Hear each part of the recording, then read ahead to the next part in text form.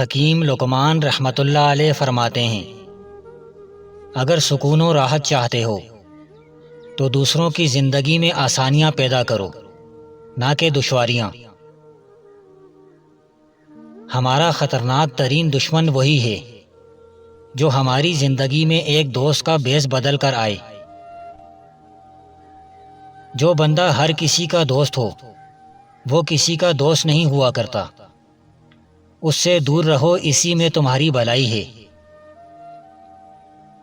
دلکش چہرے پر کبھی مت اعتبار کرو، کیونکہ اکثر کتاب کے سرے ورق اچھے اور مواد خراب ہوتے ہیں۔ جوانی کی سب سے بڑی علامت جوش نہیں ہے بلکہ ہوش ہے۔ باپ اگر نیچے ہو جائے اور ذلیل کام کرنے لگے تو اسے چھوڑ دینا واجب ہے، مگر ماں کو کسی حالت میں بھی چھوڑنا واجب نہیں۔ اگر اللہ نے آپ کو کسی چیز میں طاقت اور صلاحیت دی ہے تو اس طاقت کو کبھی بھی انسانیت کے خلاف استعمال کرنے سے گریز کریں۔ سب سے بہترین کام یہ ہے کہ دوسروں کے بجائے اپنے آپ کو نصیحت کرے۔ انسان ایک بہترین مخلوق ہے، جس مقام میں چاہے رہے لیکن حق تعالیٰ سے زائل نہ ہو۔ فقیری خاموشی کے ساتھ فکر اور گفتگو ذکر سے بھرپور ہے۔ اللہ تعالیٰ سے ایسی محبت رکھو کہ یاد مخلوق سے مبرا ہو جاؤ۔ بیوی وہی ہے جو اپنے خاوند کی خدمت کرنے میں سستی اور بخیلی سے کام نہ لے۔ اگر وصال ربانی کے خواہاں ہو تو طریقت اولیاء اللہ کے قدموں پر چلو۔ اس عارف کی صحبت حرام ہے جس کی نگاہ میں ذرا برابر بھی عورت کے حسن کا خیال پیدا ہو جائے۔ عارف وہی ہے جو رہبر ہو اور راہ رو نہ بنے۔ جوان مرد وہ ہے جو اللہ کے خادموں کا خادم بنے۔ جس نے اپنی ماں کی بے لوث خدمت کی، اس نے راہ حق میں بلند مقام پایا۔ اے عورت، اپنے حسن ظاہری پر نازاں نہ ہو، حسن باطنی پیدا کر لے تاکہ تیری پہچان بارگاہ عزتی میں ہو سکے۔ اگر آپ چاہتے ہیں کہ مرنے کے بعد دنیا آپ کو بھول نہ جائے تو کوئی اہمیت والی کتاب لکھ لے۔ وہ بندہ مر کر بھی زندہ رہتا ہے جو قربانی اور ایثار کا مظاہرہ کرے۔ جو بندہ جھوٹی قسمیں کھاتا ہے اس کے پاس کوئی دلیل نہیں ہوتی۔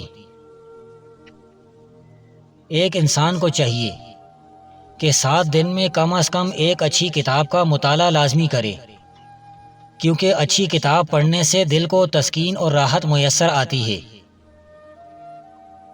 ہلدی، شہد اور ناریل کے تیل کی روز مالش کرو، جوڑوں اور پٹھوں کے درد سے نجات پا جاؤ گے۔ جس کو خدا کا نام میٹھا لگا اس کا دل مسرور ہے، خوشیوں سے بھرپور ہے۔ اس کو خوشی ہو جس کی آنکھ شہوات دیکھتی ہے اور اس کا دل ان شہوات کو نہیں چاہتا۔ انسانی روح آزادی کے لیے بے چین رہتی ہے، اور مساوی فوائد بھی کبھی آزادی کا نعم البدل نہیں ہو سکتے۔ اصولوں پر کبھی مفاہمت نہ کریں۔ جن لوگوں نے عظمت اور بڑائی حاصل کی انہوں نے اصولوں پر سختی سے عمل کیا۔ سانپ اور بچھو ایک سوراخ میں جمع ہو سکتے ہیں، لیکن علماء دنیا پرست کبھی ایک جگہ اکٹھے نہیں ہو سکتے۔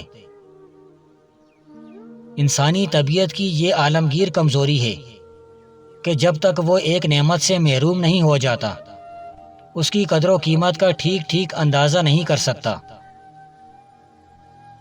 بعض دفعہ حالات کے سائے غموں کی دھوپ کو اور بھی شدید کر دیتے ہیں۔